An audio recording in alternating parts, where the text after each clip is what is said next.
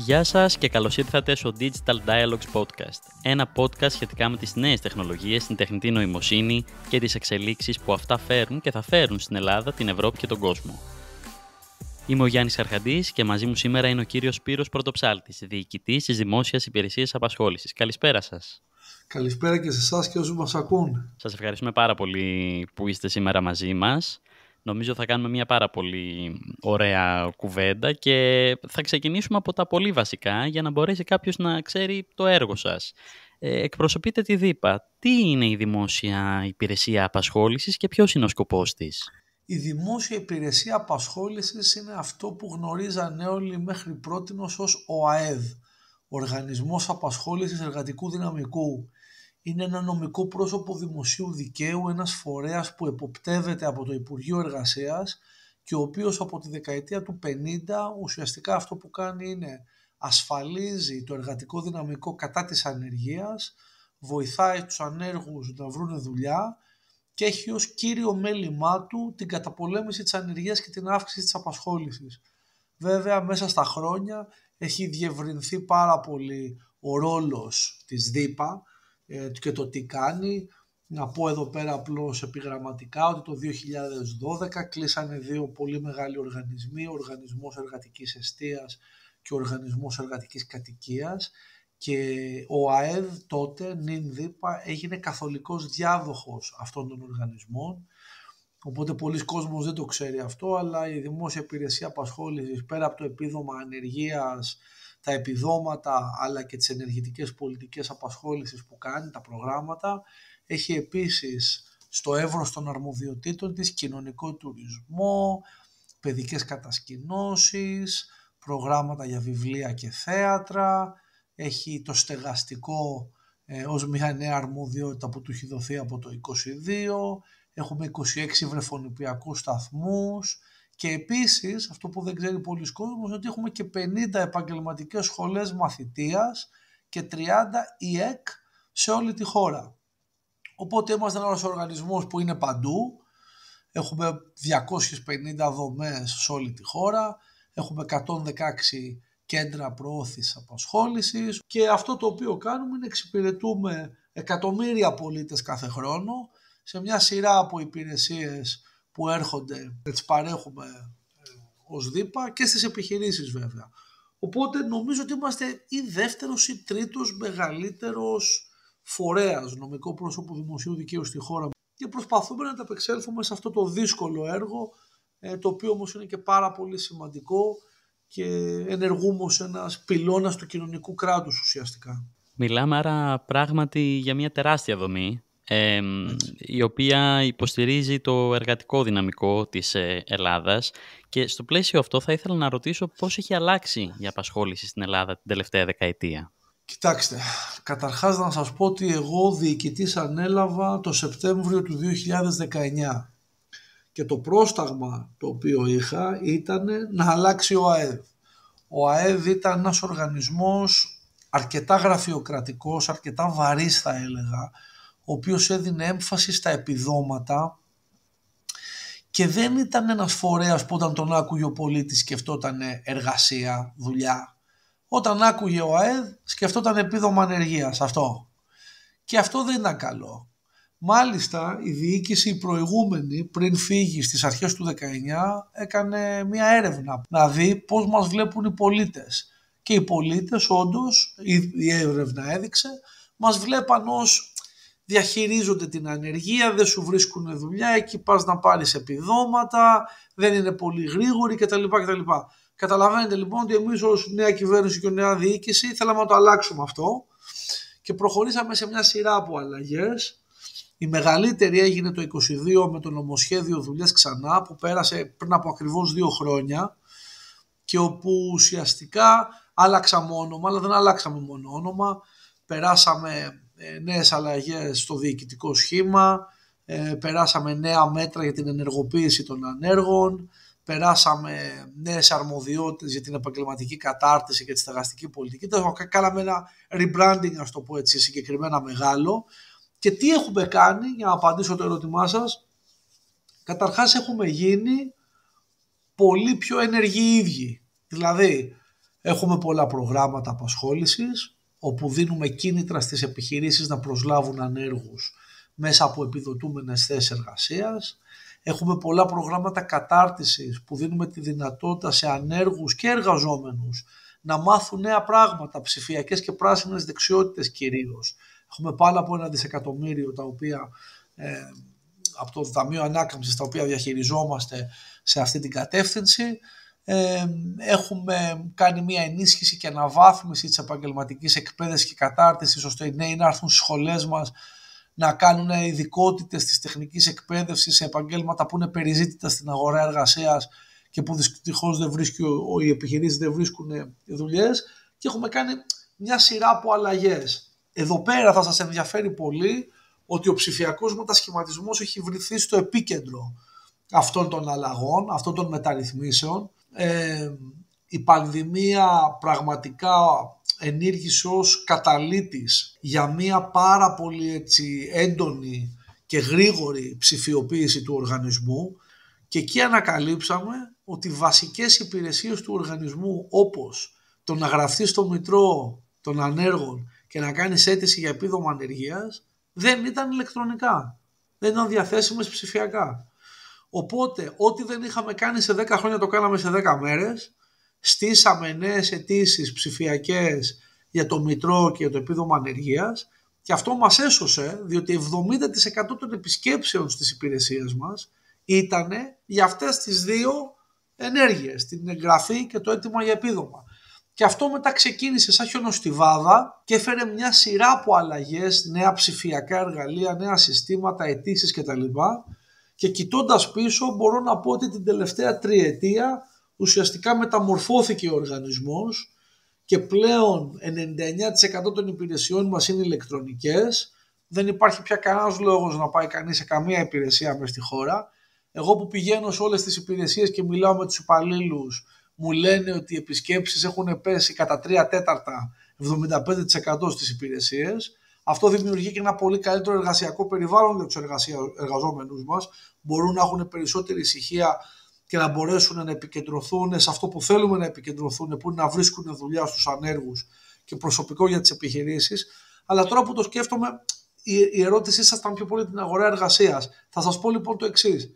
Αναλάβαμε με 17,6% την ανεργία και σήμερα είναι στο 11%. Άρα λοιπόν έχουμε μια πάρα πολύ σημαντική μείωση που έχει γίνει τα τελευταία χρόνια, και αυτό σημαίνει ότι έχει, ας το πούμε έτσι, σφίξει η αγορά εργασίας, και τα προβλήματα αναντιστοιχίας δεξιοτήτων που υπήρχαν πάντα στην Ελλάδα τώρα έχουν γίνει πολύ πιο έντονα. Δηλαδή, όταν μιλάς στον κόσμο, ο κόσμος, οι επιχειρήσεις σου λένε ότι δυσκολεύομαι να βρω προσωπικό που έχει τις κατάλληλες δεξιότητες. Και αυτό έχει γίνει πλέον το μεγαλύτερό μας πρόβλημα. Δηλαδή, ενώ έχουμε ανεργία 11% και έχουμε θέσεις εργασίας οι οποίες παραμένουν κενές, γιατί πολύ απλά δεν βρίσκουν οι επιχειρήσεις ανθρώπους που να ξέρουν αυτά που απαιτούν αυτές τις θέσεις. Και αυτή είναι η μεγαλύτερη μας πρόκληση σήμερα, το πώς ο κόσμος θα αποκτήσει τις δεξιότητες αυτές. Και το οποίο βέβαια, αν μου επιτρέπετε, είναι και η εικόνα ενός πολύ μεγαλύτερου παζλ, μια σύνθετη εξίσωση που έχει να κάνει με τις απολαβές, με τα πανεπιστήμια, με τις θέσεις, με την εκπαίδευση, και πράγματι εγώ ως εργοδότης, βλέποντας, αλληλεπιδρώντας με τον ΟΑΕΔ τότε και τη ΔΥΠΑ σήμερα, εξυπηρετούμε πιο γρήγορα, είναι πιο οργανωμένο το site, μπορώ να μπω να καταλάβω κάποια πράγματα. Εννοείται ότι η αλλαγή σε 10 μέρες ή έστω και σε 3 χρόνια δεν είναι on-off. Βλέπω πράγματα που θέλουν πάντα βελτίωση και είναι απολύτως λογικό. Και είναι αυτό που είπατε, είναι μια κουλτούρα συνεχούς βελτίωσης. Δηλαδή αυτό το οποίο έλειπε και το οποίο προσπαθούμε να εμπεδώσουμε είναι ότι καταρχάς δεν γίνονται μαγικά από τη μια μέρα στην άλλη. Αυτό το οποίο θες είναι κάθε μέρα να γίνεσαι όλο και καλύτερος, να παρέχεις όλο και καλύτερες υπηρεσίες στους πολίτες και τις επιχειρήσεις. Οπότε εμείς την ψηφιακή εργαλειοθήκη την επεκτείνουμε συνεχώς. Παράδειγμα να σας πω. My Deepa Live. Τι κάναμε λοιπόν μες στην πανδημία? Αφού δεν μπορούσες να πας στην υπηρεσία να μιλήσεις με έναν εργασιακό σύμβουλο για να σε βοηθήσει να βρεις δουλειά, ή άμα ήσουν επιχείρηση να μιλήσεις με ένα σύμβουλο για να σου βρει προσωπικό, φτιάξαμε σύστημα ψηφιακών ραντεβού όπου κάνεις τηλεδιάσκεψη την ημέρα και την ώρα που επιλέγεις με εργασιακό σύμβουλο στην υπηρεσία. Οπότε κάνεις τη συνεδρία που θα έκανες με το σύμβουλο στο ΚΠΑ, στο Κέντρο Πρόθεσης Απασχόλησης, το κάνεις από το σπίτι σου. Αυτό είναι κάτι το οποίο για πάρα πολλοί κόσμο, ειδικά αυτοί οι οποίοι ζούσαν σε περιοχές που δεν είχαν πρόσβαση στις υπηρεσίες, καταλαβαίνετε ότι είναι επαναστατικό για αυτούς. Και είναι κάτι το οποίο αλλάζει το landscape που λέμε, δηλαδή αλλάζει όλο το περιβάλλον στο οποίο εξυπηρετείς τον πολίτη και την επιχείρηση. Αντίστοιχα, φτιάξαμε μια εφαρμογή, MyDipa App, ώστε πράγματα που μπορούσες να κάνεις από το κομπιούτερ, τώρα μπορεί να το κάνεις από το κινητό, από το tablet, οπουδήποτε και αν βρίσκεσαι. Κάναμε με διαλειτουργικότητες, πήραμε πράγματα που σου ζητάγανε 7 και 8 δικαιολογητικά από 7-8 διαφορετικές δημόσιες υπηρεσίες. Τώρα τα τραβάμε αυτόματα, τα αντλούμε τα στοιχεία και βγαίνει η απόφαση μέσα σε δευτερόλεπτα και δεν χρειάζεται να ταλαιπωρεί το πολίτης και να προσκομίζει 1.000.000 πράγματα. Έχουν γίνει λοιπόν πολύ μεγάλα βήματα, αλλά είμαι ο πρώτος που θα σας πω ότι υπάρχουν τεράστια περιθώρια βελτίωσης και ότι δεν πρέπει να επαναπάβεσαι, δεν πρέπει να λες άτι καλά που τα κατάφερα, ας χαλαρώσω. Πρέπει να έχεις full τα γκάζια, να πατάς το πετάλι ακόμα πιο πολύ και να ζητάς ακόμα περισσότερα από τον οργανισμό ώστε να εξυπηρετεί καλύτερα την κοινωνία. Γιατί αυτός είναι ο σκοπός μας, αυτός είναι ο λόγος που βρισκόμαστε εδώ. Οπότε εγώ είμαι αισιόδοξος.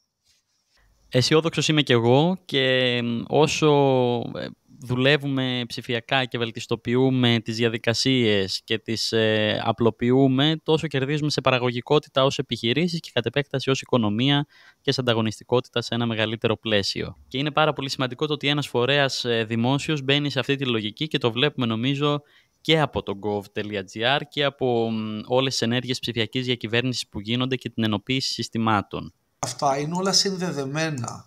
Δηλαδή μιλάμε για ψηφιακό μετασχηματισμό, όσο και να το θέλει η διοίκηση, όσο και να υπάρχει πολιτική βούληση, όσο και να το συζητάμε, αν αυτό δεν γίνει κτήμα των ίδιων των εργαζόμενων στους οργανισμούς αυτούς που διευθύνουμε, όπως η ΔΥΠΑ και τα λοιπά, όπως το ελληνικό κράτος, δεν θα μπορέσουμε να έχουμε τα full αποτελέσματα και benefits αυτής της ψηφιοποίησης. Αλλά για να γίνει αυτό πρέπει να έχουν ψηφιακές δεξιότητες οι ίδιοι. Και αυτό είναι ένα τεράστιο πρόβλημα στη χώρα, διότι ενώ μιλάμε και εσείς και εγώ μπορεί να μπορούμε να χειριζόμαστε πράγματα και να μιλάμε για ψηφιακά, στην Ελλάδα υπάρχει ψηφιακός αναλφαβητισμός και ένα πολύ μεγάλο ποσοστό του πληθυσμού βρίσκονται εκτός οικονομίας και δεν μπορούν να συμμετάσχουν αποτελεσματικά και ολοκληρωμένα σε πολλές πτυχές της δημοκρατίας, της οικονομίας και της κοινωνίας, ακριβώς επειδή δεν έχουν τις απαραίτητες ψηφιακές δεξιότητες. Και πολλοί άλλοι έχουν πολύ βασικές, ενώ πλέον χρειάζεσαι κάτι παραπάνω από βασικές για να πετύχεις στην αγορά εργασίας.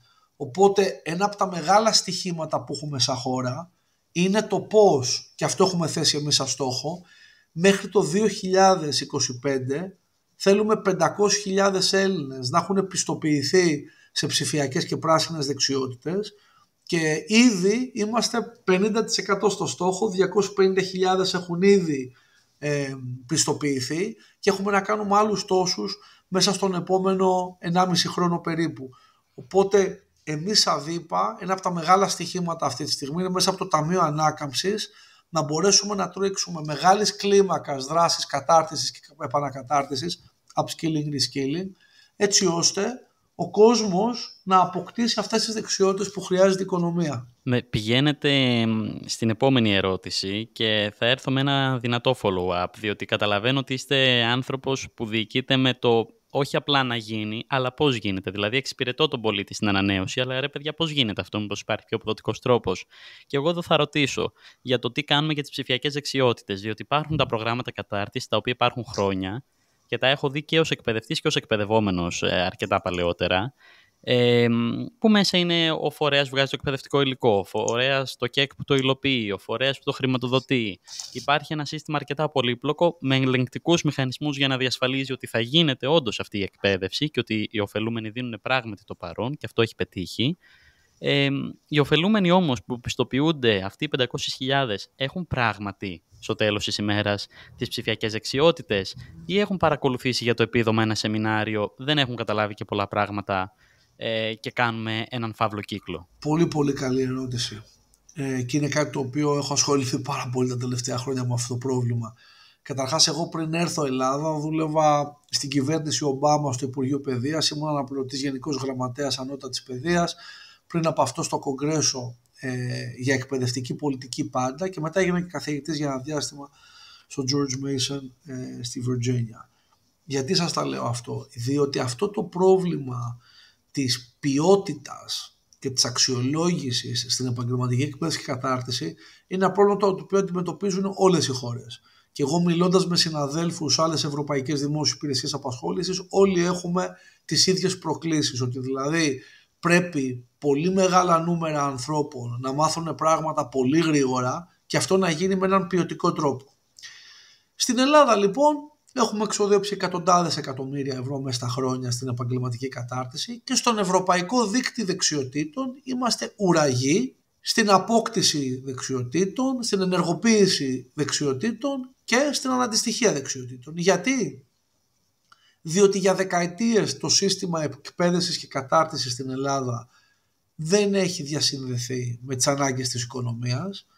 Στέλνουμε κόσμο να μάθει πράγματα που δεν χρειάζεται η οικονομία και δεν στέλνουμε κόσμο να μάθει πράγματα που χρειάζεται η οικονομία, και δεν έχουμε επενδύσει στην αξιολόγηση των προγραμμάτων κατάρτισης ώστε να δούμε αν όλοι αυτοί οι πάροχοι που κάνουν κατάρτιση αξίζουν το οτιδήποτε. Ο νόμος λοιπόν 4921 τα αλλάζει αυτά το 2022 και είπαμε ότι θα βάλουμε αυστηρά κριτήρια στο ποιος γίνεται πάροχος, αλλά θα βάλουμε ακόμα πιο αυστηρά κριτήρια στο ποιος παραμένει πάροχος. Και για να παραμένεις πάροχος και να συμμετέχεις σε επιδοτούμενα προγράμματα κατάρτισης, θα πρέπει να μετράμε τις εκροές σου και να βλέπουμε βρήκανε δουλειά οι άνεργοι που κάνανε κατάρτιση σε σένα, είναι ευχαριστημένοι οι εργοδότες από την κατάρτιση που κάναμε σε εργαζομένους, περάσανε τις εξετάσεις πιστοποίησης και ούτω καθεξής. Άρα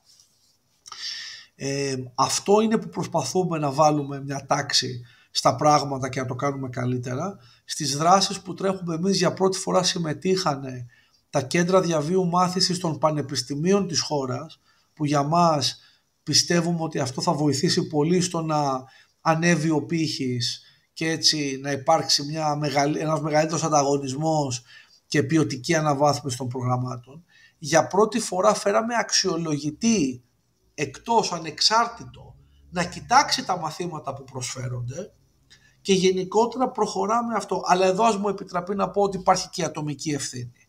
Όπως όλα, εδώ χρειάζονται και οι δύο πλευρές να κάνουν μια καλύτερη προσέγγιση, αλλά εγώ πάλι ίσως εκ της φύσεως μου είμαι αισιόδοξος και πιστεύω ότι όσο περνάει ο καιρός και τα προγράμματα που προσφέρονται θα είναι καλύτερα και αυτοί που συμμετέχουν θα κάνουν καλύτερες επιλογές όσον αφορά τα μαθήματα τα οποία διαλέγουν να πάρουν και γενικότερα θα υπάρξει μια ποιοτική αναβάθμιση του χώρου της κατάρτισης.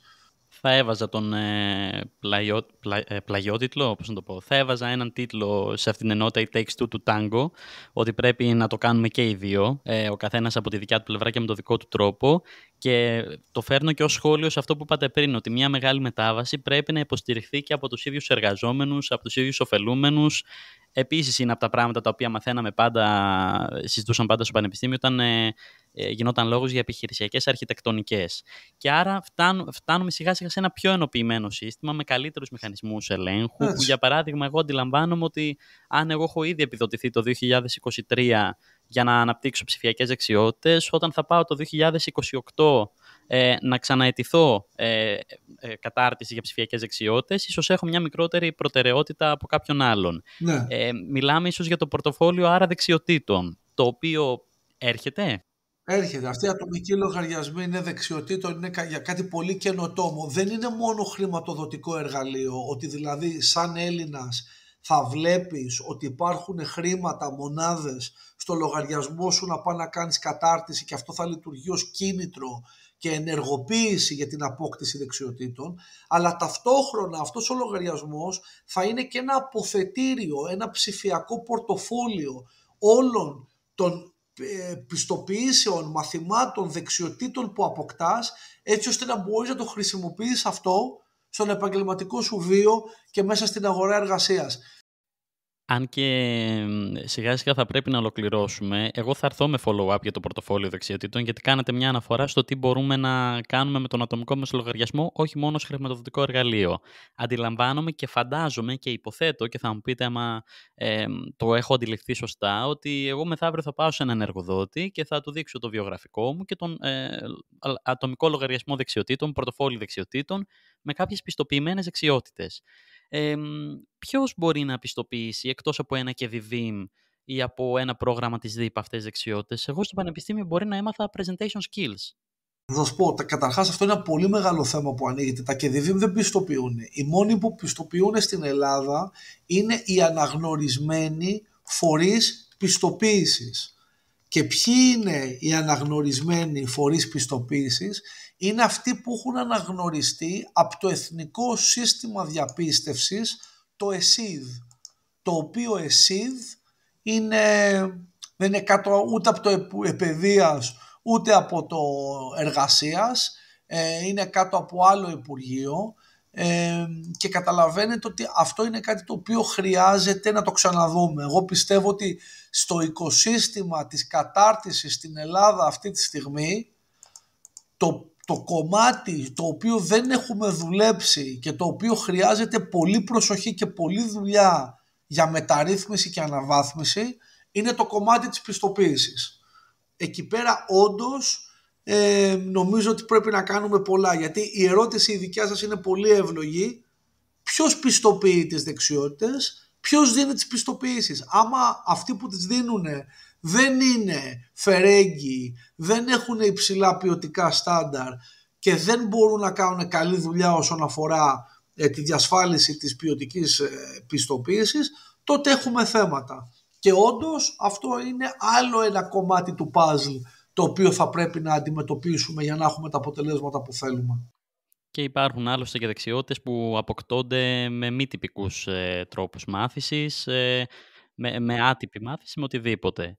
Για να το ολοκληρώσουμε, μιλάμε λοιπόν για ένα πορτοφόλι δεξιοτήτων, μιλάμε για ψηφιακή διασύνδεση, μιλάμε για να εξυπηρετείται ένας πολίτης ψηφιακά, να μπορεί να δει το σύμβουλό του, να μπορεί να κάνει αιτήσεις, να χιλιαδιό.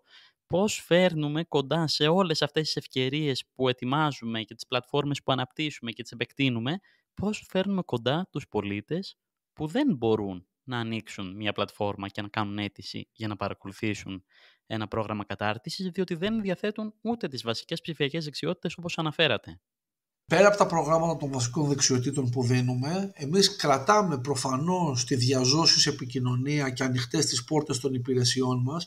Μάλιστα σύντομα θα διευρύνουμε και το ωράριο εξυπηρέτησης του κοινού. Ακριβώς επειδή αναγνωρίζουμε αυτό που είπατε, ότι υπάρχει ένα ψηφιακό χάσμα στην κοινωνία. Καλώς ή κακώς υπάρχει ένα κομμάτι των πολιτών που δεν έχουν πρόσβαση. Εδώ να πω πόσο σημαντική είναι η πρόσβαση και για τα άτομα με αναπηρία και για άλλες κατηγορίες, και γι' αυτό φτιάξαμε και ένα site ειδικό, το πρόσβασης DIPA.gov.gr, που ήταν το πιο, όταν βγήκε προηγμένο σε πιστοποίηση προσβασιμότητα site δημόσιου φορέα στην Ελλάδα, σε συνεργασία που το σχεδιάσαμε με το Πανεπιστήμιο. Είναι αυτό ένα challenge και γι' αυτό πρέπει, όταν λέμε ο πολίτης, αυτό να καταλαβαίνουμε ότι είναι πολλές διαφορετικές ομάδες που χρειάζονται διαφορετικές προσεγγίσεις και δεν είναι one size fits all. Δηλαδή κάτι το οποίο μπορεί να κάνει για το 70% των πελατών μας σε εισαγωγικά μπορεί να μην κάνει για όλους. Πολύ σημαντικό είναι που το θέτετε, πιστέψτε με, σαν διοίκηση το έχουμε υπόψη και μάλιστα σύντομα θα εγκαινιάσουμε στην Πατησίων στην Αθήνα το πρότυπο κέντρο εξυπηρέτησης ατόμων από ευπαθείς κοινωνικές ομάδες, άτομα με αναπηρία, αλλά και άλλες ευάλωτες ομάδες, ακριβώς επειδή θέλουμε να δώσουμε αυτό το μήνυμα ότι καλή ψηφιοποίηση, καλές οι πλατφόρμες κτλ, αλλά για πάντα η διαζώσεις επικοινωνία, η διαζώσεις εξυπηρέτηση και συμβουλευτική θα αποτελεί αιχμή του δώρατος για μια δημόσια υπηρεσία απασχόλησης όσον αφορά ειδικά συγκεκριμένες ομάδες. Πολλές λοιπόν οι προκλήσεις στην κατάρτιση, πολλές ψηφιακές δεξιότητες, πολλές στη μετάβαση. Έχουμε διανύσει ένα σημαντικό κομμάτι της διαδρομής. Μένουμε και παρακολουθούμε πού θα πάμε στην πορεία. Ελπίζω να συνεχίσουμε να πηγαίνουμε προς μια κατεύθυνση η οποία θα υποστηρίζει και τους πολίτες και τις επιχειρήσεις και το δημόσιο θα αποκτά ένα πιο φιλικό και πιο ζεστό, να το πω έτσι, πρόσωπο σε κάποιον που επιθυμεί να εξυπηρετηθεί.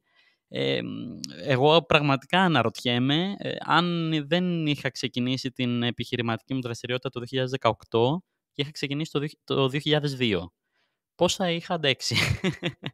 Δηλαδή δεν ξέρω πώς θα μεταφερόμουν πέρα δόθε στο ΙΚΑ τότε, στο ΤΕΒΕ, στην εφορία, για πράγματα τα οποία πλέον κάνω με 2 κλικ. Οπότε νομίζω ότι είμαστε σε μια καλή διαδρομή και δεν ξέρω αν θα θέλατε να προσθέσετε κάτι είτε σε συνέχεια όλης της κουβέντας που είχαμε είτε στο τελευταίο μου σχόλιο. Κοιτάξτε, εγώ για όσους μας ακούνε θέλω το μήνυμα να είναι ότι αλλάζουμε, θέλω να μας δοκιμάσουν. Όποιος έχει ανάγκη τις υπηρεσίες μας, give us a try που λέμε στα αγγλικά, να δείτε αν μπορούμε να σας εξυπηρετήσουμε και αν όντως έχουμε αλλάξει, και αν κάτι δεν πάει καλά να μας το πείτε. Δηλαδή το feedback που παίρνουμε από τους πολίτες για μας είναι πάρα πολύ σημαντικό, ακριβώς επειδή μόνο έτσι μπορείς να βελτιωθείς, ρωτώντας και ζητώντας τη γνώμη των άλλων. Σημασία δεν έχει τι νομίζεις εσύ για τον εαυτό σου, αλλά τι νομίζουν οι άλλοι για σένα. Οπότε η ΔΥΠΑ αυτό θα προσπαθεί να κάνει, να βελτιώνεται συνεχώς, να αφουγκράζεται τις ανάγκες της κοινωνίας και των πολιτών και να ανταποκρίνεται σε αυτές. Εγώ σας ευχαριστώ για την ευκαιρία να μοιραστώ σήμερα κάποια από τα πράγματα τα οποία έχουμε κάνει και ελπίζω να ανταποκριθούμε στις προσδοκίες του κόσμου και να είμαστε αυτό το οποίο χρειάζεται η Ελλάδα αυτή τη στιγμή ως δημόσια υπηρεσία απασχόλησης. Και εμείς σας ευχαριστούμε πολύ για το χρόνο σας και για την πρόθεση να τα μοιραστείτε όλα και να ευχαριστήσουμε βεβαίως και αυτούς που μας ακούνε. Ήταν λίγο μεγαλύτερο το σημερινό podcast, αλλά νομίζω ότι άξιζε τον κόπο. Αν κάποιος το άκουγε και έκανε δουλίτσες παράλληλα, πρέπει να το μάζεψε όλο το σπίτι. Αυτό ήταν το Digital Dialogues Podcast. Μπορείτε να μας ακολουθείτε στα social media που θα βρείτε στην περιγραφή. Ήμουν ο Γιάννης Αρχαντής, παρέα με τον κύριο Σπύρο Πρωτοψάλτη και μέχρι την επόμενη φορά μην ξεχνάτε να χαμογελάτε γιατί είναι πάντα μια καλή αρχή.